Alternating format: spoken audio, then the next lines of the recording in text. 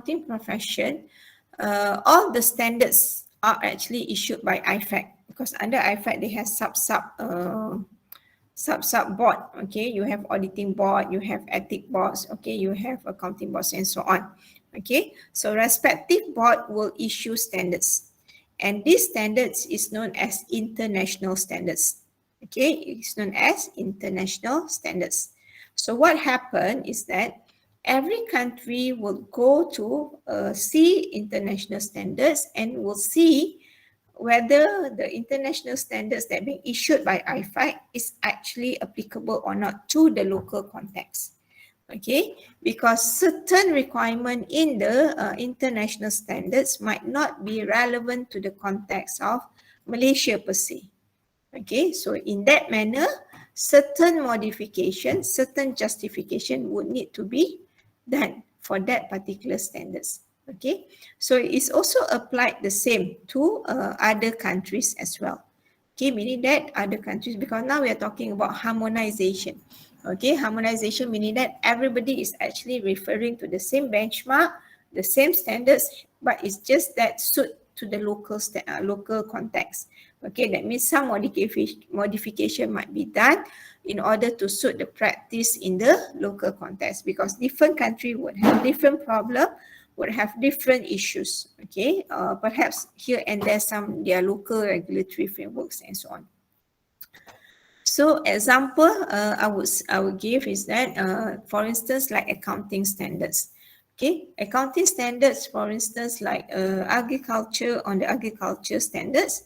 Okay, in general, agriculture standards in the international standards, international financial reporting standard is actually more applicable to the agriculture in the context of overseas, US for instance. Okay, because over there, their agriculture is very much focused on kind of like wheat, barley, that kind of plantation. So what happened is that the lifespan of the plants is actually very short compared to the types of agriculture that we have in Malaysia. Because in Malaysia, we did not plant wheat, we did not plant barley. Okay, but we plant palm oil trees, we plant rubber trees. Okay, so the lifespan of the trees is much longer. Okay, if let's say barley maybe 1 year, but here for palm oil, it might be up to 15 years, 10 years, 15 years. So the lifespan is a bit different. So how you want to do valuation in that sense? Okay, maybe in year 1, compared to year 2, year 3, year 4, year 5, up until year 10, the valuation of the trees, your biological assets will be different. So hence, the application of the standards, okay, will be tailored to the local context, the needs and also requirements. Okay, so that's what I mean by how certain standards are being modified, being changed, okay, in order to suit the needs of the local context practices. Okay, so here, coming back here, MIA by law. Okay, MIA by law is specifically mentioned about professional ethics, conduct, and practice. Okay, professional ethics, conduct, and practice. So the whole thing that being produced under MIA by law is actually coming from IESB, International Ethics Standard Board. Okay, so IESB is actually has come up with the international ethics standards, okay, where actually they mention what are the key ethics, conduct and practice that need to be performed by the auditor, by the accountant, by the auditors in public service, okay, in the public accountant company, firm, okay, when you work as an audit firm, when you work as an auditor, and on individual basis, what are the practices that you need to do? What are the conducts that you're allowed to do? Okay, so it has already been stipulated in the international ethics standard. So what happened is that MIA adopt that international ethics standard, okay, to the Malaysian context, and it make it applicable to the Malaysian context. Okay, so we are actually deriving our MIA by law, which is based on international ethics standards. So Whenever you refer to MIA by law, please make sure that you are referring to the latest version, because from time to time there are things that being amended or revised either by local authority or perhaps by international.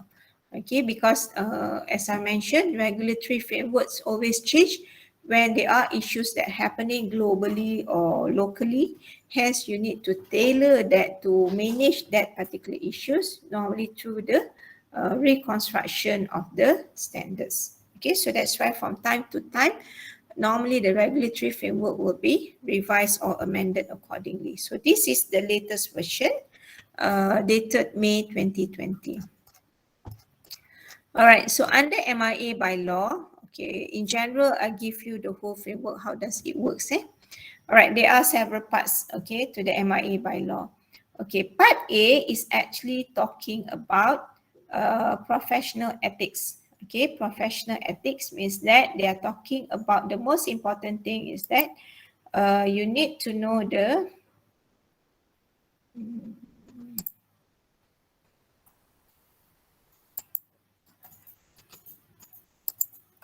okay, what you need to know is that you need to know the fundamental principle. Okay, so this is the first one, right? So under MIA by law, the most important thing is that this is talking about fundamental principle. Okay, MIA govern not only auditors. Okay, MIA govern not only auditors. MIA, Malaysian Institute of Accountant, is actually governing accounting profession. So when I say accounting profession, who are being called as an accountant in the profession? Okay, so of course, in general, it is actually applied to accountant. Okay, accountant, that means you are certified accountant, you are recognized accountant, qualified accountant. Okay, as an accountant, you might be working as an accountant in corporate sector. Okay, so in other words, you are so-called accountant in corporate, that working in the business. Okay, at the same time, being an accountant, qualified accountant, you might be working as an auditor. Okay, so you will be in the category of accountant in public accountant firm. Okay, so this is actually referring to auditors who are working in audit firm. Right, so that is actually another category. What about those that working in none of this? They are not accountant in the finance department of the business. They are not accountant in the audit firm, but they are working as an accountant in the one of the IT department. Okay, they actually help the IT guy to design the IT process. Okay, or perhaps you are as an accountant work in the management accounting department that actually in charge of the costing, productions, and so on. Or perhaps you are tax accountant. You are working as a tax agent. Or maybe you are perhaps with the accounting qualification, but you are working in the financial analyst area. Are you obliged to comply with all these MIA by law? Okay, so it goes back to the very broad concept of accounting profession. So as long as you are so-called fall under this accounting profession, you are obliged to follow this requirement. So fundamental principle actually implied for all accountants. Okay, implied for all accountants. So this is principle that applicable for individual. Okay, so integrity, objectivity, professional competence and due care, confidentiality, this is actually all applied to individual basis. Okay, individual basis. So that means you as an individual, when you work in the area of accounting professions, hence you are obliged to comply to the requirement of this fundamental principle. Okay, similar like doctor. Doctor, you can be in so many regions, so many different specialists and so on. But when it comes to the code of ethics, you comply to whatever codes of ethics issued by MMA, Malaysia Medical Association. Okay, so we as an accountant, we are actually obliged to follow the required code of ethics issued by Malaysian Institute of Accountant.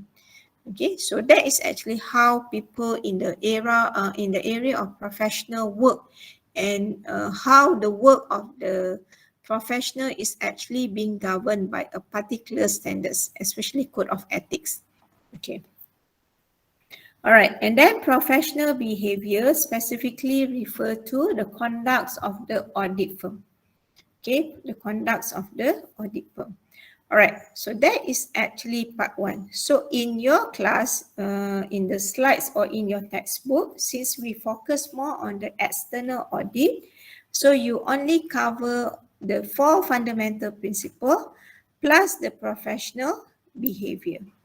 Okay, that means the conduct of the audit firm, what are the practices that are allowable, which actually tells you that what are the practices that are allowable, what are the practices that are not allowable.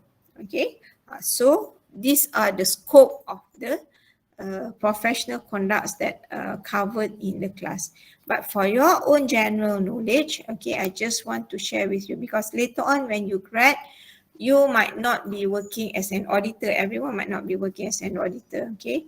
All right, maybe some of you will go into the corporate sector, corporate line, and so on. So in general, you need to know what is the law that actually govern your conducts. So in part 2 is actually specifically cover professional accountants in business, okay, PAIB.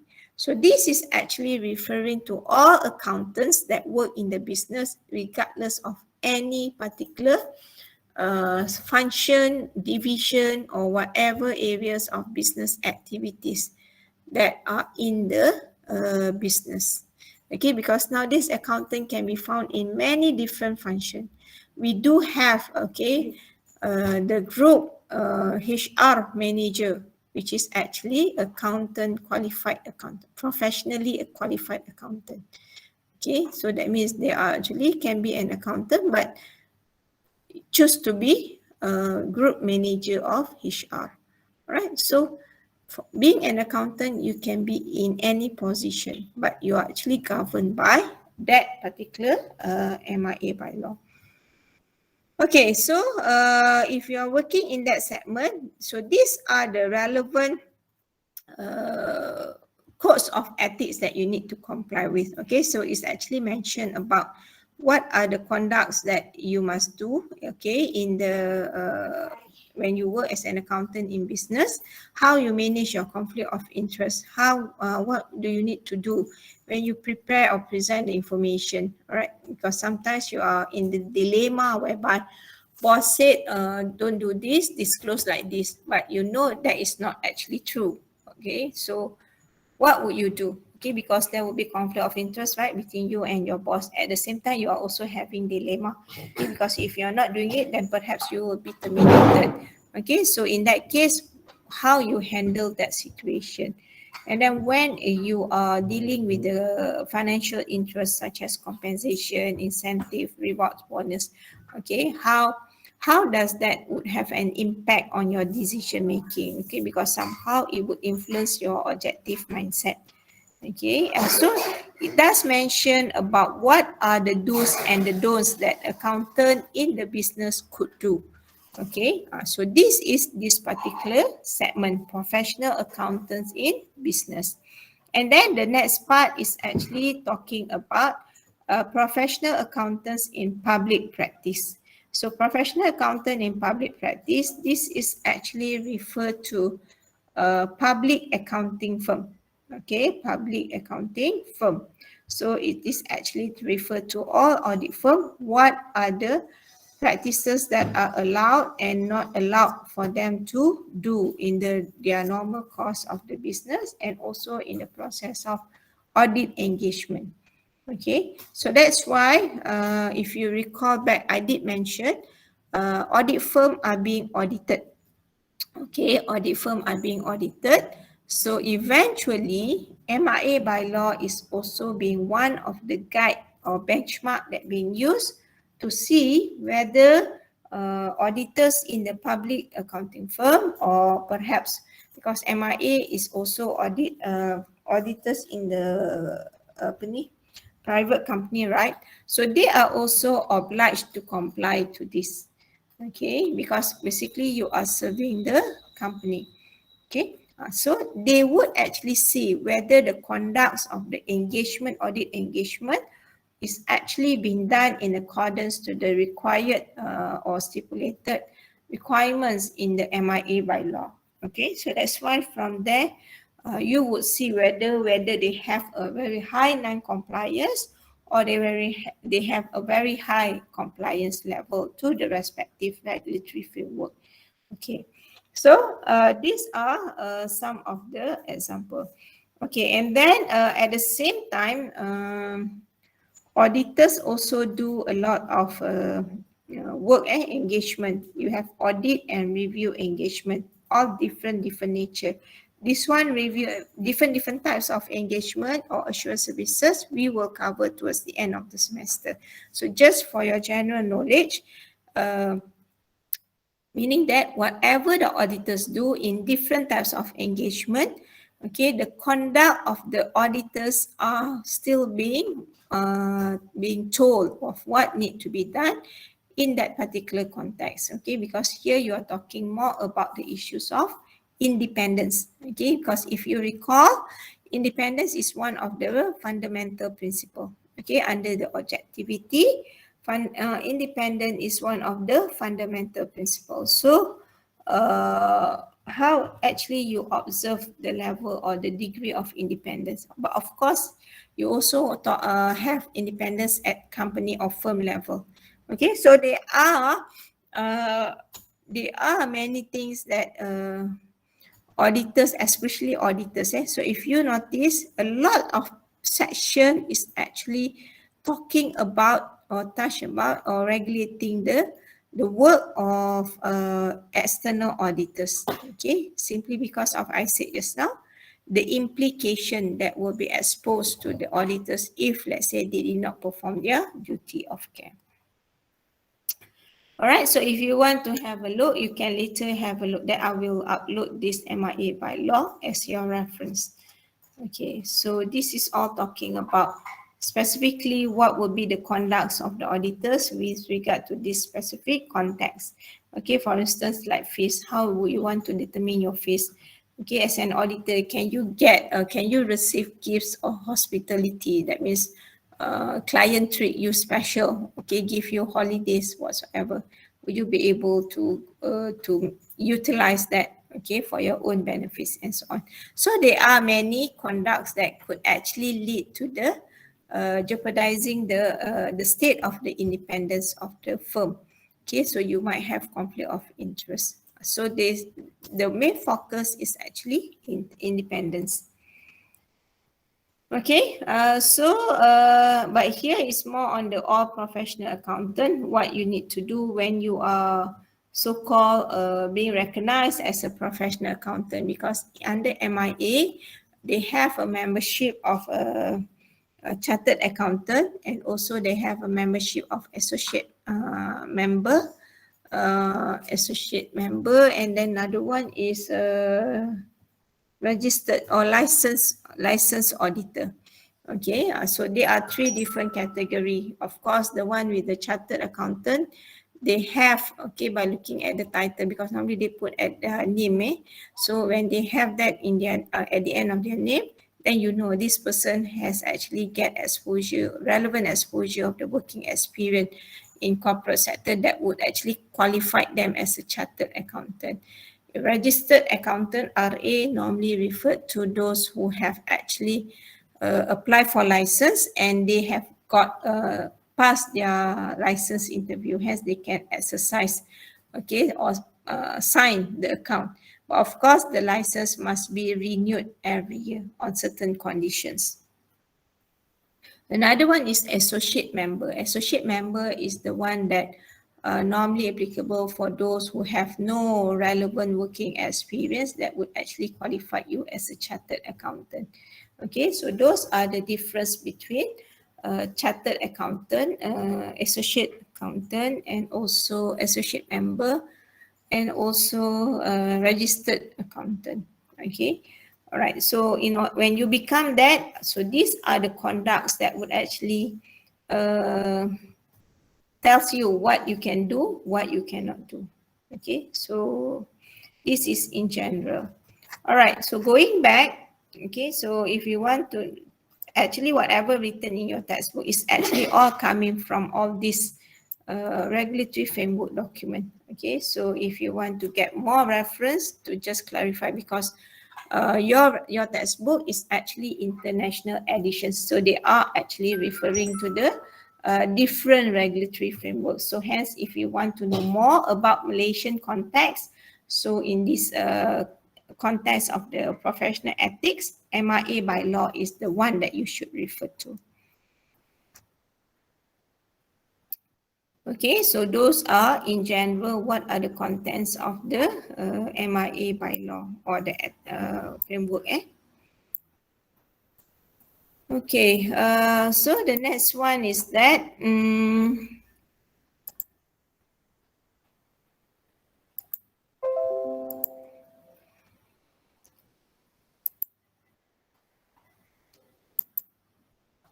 okay, now we are talking about professional standards on ethics. So now we know where does it come from. Okay, all right.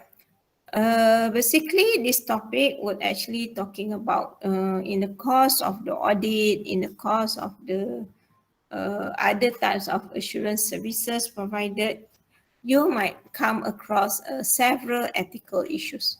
Okay, the ethical issues might be happening between you and client. Okay, initiated by client, hence put you in the situation where you have ethical issues, or it might also happen in the audit firm. Okay, it happened in the audit firms, hence it put you in the situation whereby you might have impaired the status of the independence, which actually sometimes create a certain dilemma.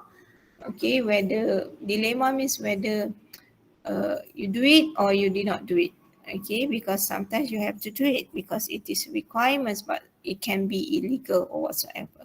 Okay, so that's where you have dilemma.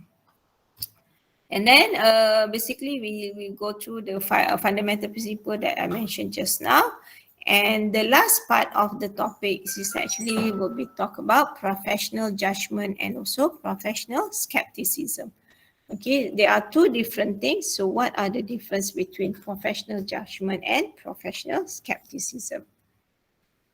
Okay, why ethics is actually very crucial. Okay, why ethics is actually very crucial.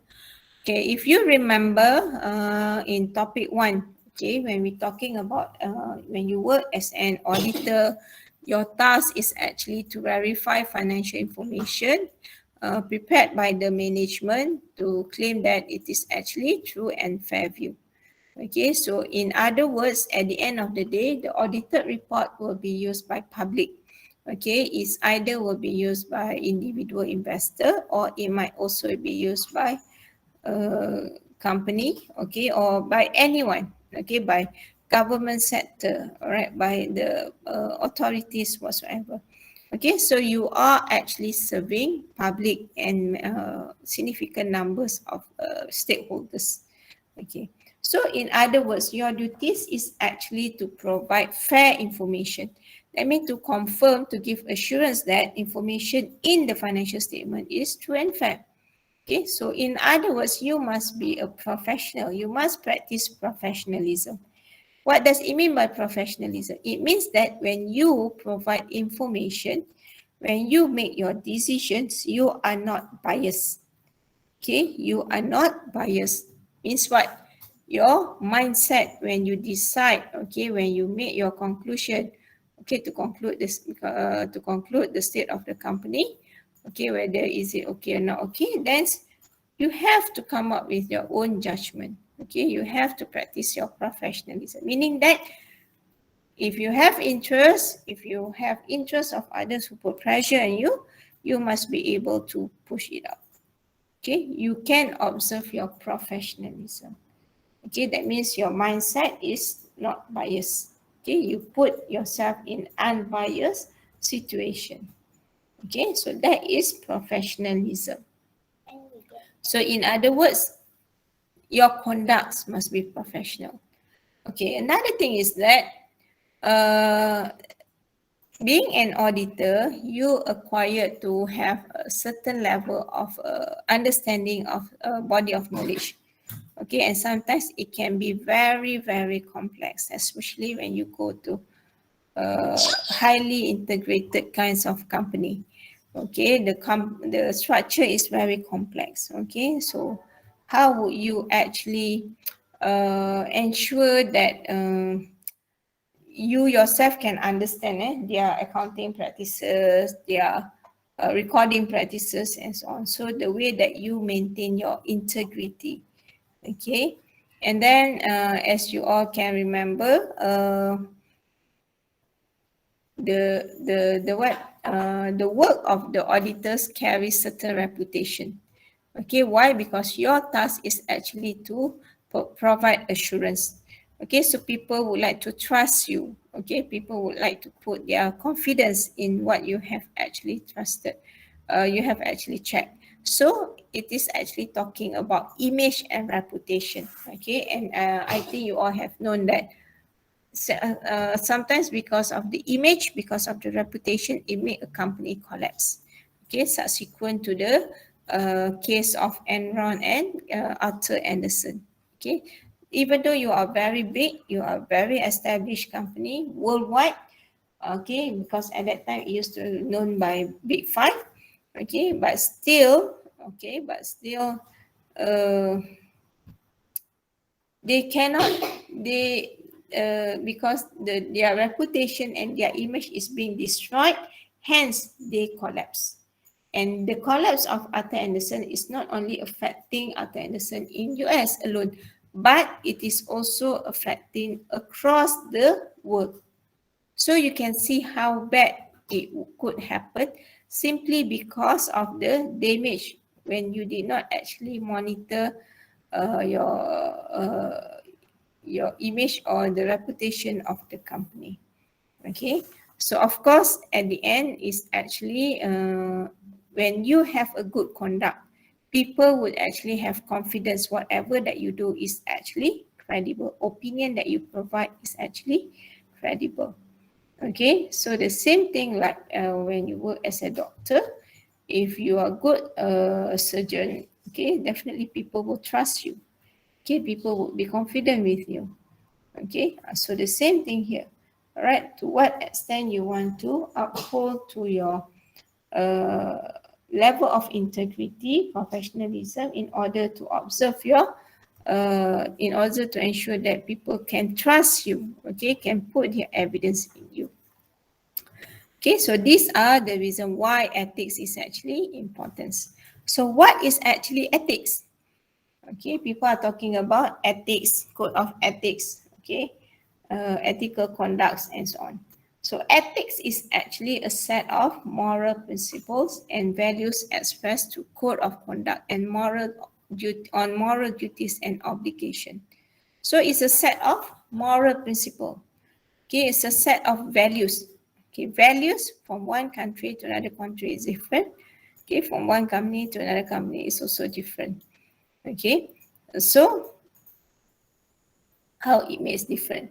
Because values would actually very much relate to uh, certain race, okay, your culture, the way of conduct, the way of your beliefs, the norms that you have, okay. But when you go to a certain category of uh, company or certain category of the country, okay, they, because of the culture is different there, hence the values, okay, the ethics and values also would be different because it's very much determined by the way that you are being brought up and also the environment surrounding you that actually develop your, what's this, your values, your beliefs, or even your principle.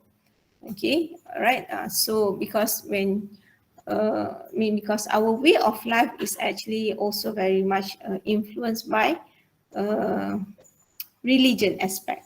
Okay, so what is actually ethical problem? Okay, what is actually ethical problem? So ethical problem is actually when you have to do some action. Okay, when you have to do some actions, but you notice that the actions is actually have a conflict with your immediate self-interest. Okay, that means you are required to do something, but it is against certain values or certain principle. Okay, it is actually conflict against certain values and certain principle. It can be uh,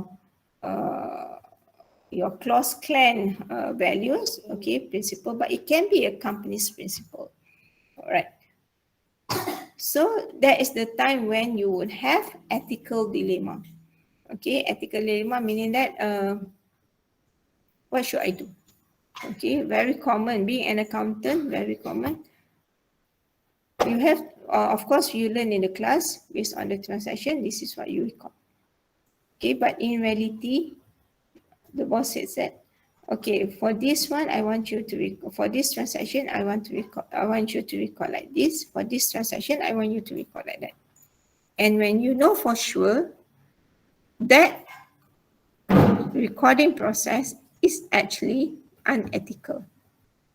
Okay, it's actually unethical. Why your management do that? Because they want to beautify the financial statement. Okay, they want to be creative on the financial statement just to reflect that actually there is no problem on the financial performance. Okay, so these are the things that where you would actually come across later on when you work, because I met many your alumni, then after that they will share. Sometimes they change the company simply because they want to look for experience, but sometimes because they say that in the previous place I asked to do a lot of things which I don't feel comfortable, so they just left. Okay, so because being an IIUM students, right, somehow you do have certain values that principle being imbued in you throughout the stay in the campus, activities, programs, and so on. Okay, so how would you actually handle that? And in fact, sometimes some people doing it, you think it's okay, but actually, from the ethical point of view, it is actually not okay. Okay,